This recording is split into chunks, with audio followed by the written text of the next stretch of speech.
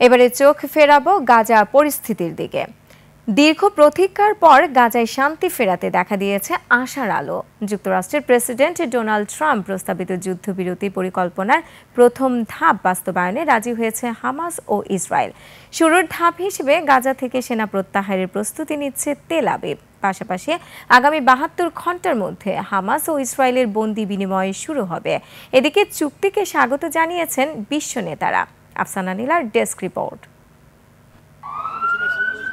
যুক্তরাষ্ট্রের president Donald ট্রাম্পের প্রস্তাবিত গাজা শান্তি পরিকল্পনার প্রথম ধাপ হিসেবে ইসরায়েল ও হামাস যুদ্ধবিরতি ও বন্দি বিনিময় চুক্তিতে পৌঁছেছে।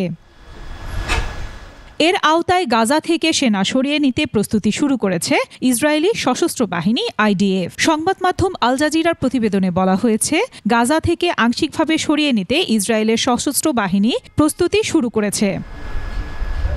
একই সাথে যুদ্ধবিরতি চুক্তির অংশ হিসেবে ইসরায়েল ও হামাসের মধ্যে গুরুত্বপূর্ণ বন্দি বিনিময় প্রক্রিয়া শুরু হতে যাচ্ছে। হামাস জানিয়েছে তেল আবিব প্রায় ১,৯৫০ ফিলিস্তিনি বন্দীকে মুক্তি দেবে। এর মধ্যে ২৫০ জন যাবজ্জীবন সাজাপ্রাপ্ত এবং ১,৭০০ জন যুদ্ধ শুরুর পর গ্রেফতার হওয়া বন্দী। এর বিনিময়ে ২০ জন জীবিত ইসরায়েলি জিম্মিকে মুক্তি দেবে হামাস। এই বিনিময় কার্যক্রম ৭২ ঘন্টার মধ্যে শুরু হবে।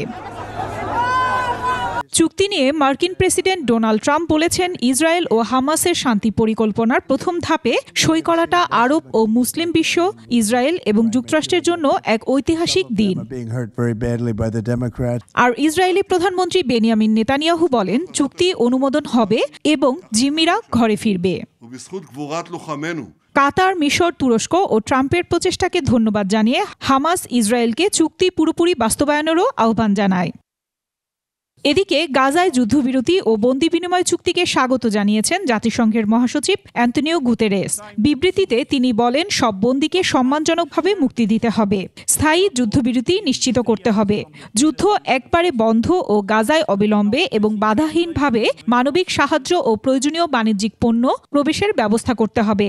The International Court of Justice has issued legally binding provisional measures.